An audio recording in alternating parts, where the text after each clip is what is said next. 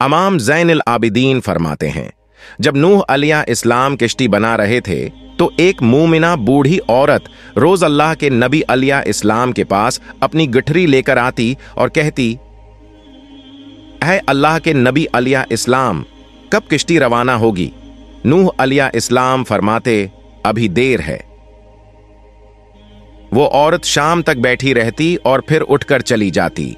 एक दिन नूह अलैहि इस्लाम ने फरमाया कि ए औरत, जब जाना हुआ तो तुम्हें बता दिया जाएगा। ये औरत वापस चली गई और इंतजार करने लगी कि कब नूह अलैहि इस्लाम बिलाएंगे।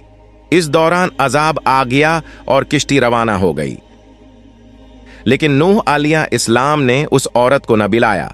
जाहिरी तौर पर नूह अलैहि इस्लाम को उसको बुलाना भला दिया गया। जब तूफान था तो एक दिन नूह अलैहि इस्लाम के दिल में मोहब्बत उठी कि शहर को देखो जहां से चला था। वहां आए और करीब जाकर देखा तो एक झोंपड़ी में दिया जल रहा था। नूह अलैहि इस्लाम ये देखकर चौंक गए कि रुए जमीन पर कोई ऐसा घर भी है कि इतने अजीम तूफान के बाद भी जिसमें चिराग जल रहा है। इन्होंने वहां तकबीर बुलंद की तो वो औरत सामान लेकर आ गई और कहने लगी, या नबी अल्लाह, क्या किश्ती तैयार है, चलें? नूह अलैहि इस्लाम ने हैरत से इसको देखा और कहा, रुको बूढ़िया, क्या तुम्हें कुछ भी पता नहीं चला? वो कहने लगी, या नबी अल्लाह, क्या नहीं पता चला? कहा, इतना बड़ा सैलाब आया, बारिश आई, तुम्हें कुछ भी पता नहीं चला?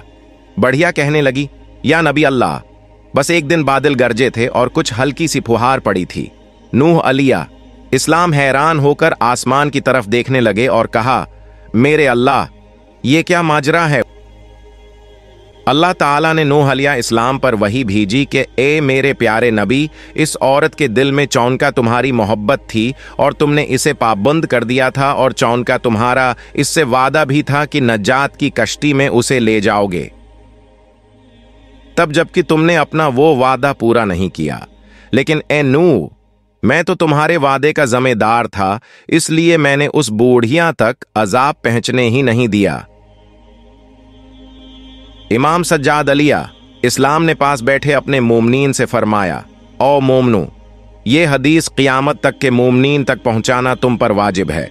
उन्हें बता दो कि जिसने हमसे मोहब्बत की, क़ियामत का अजाब ज़रूर आएगा, लेकिन जैसे इस बूढ़िया को पता नहीं चला, हमारे मोमनों को भी पता नहीं चलेगा कि कब क़ियामत आई और कब चली गई।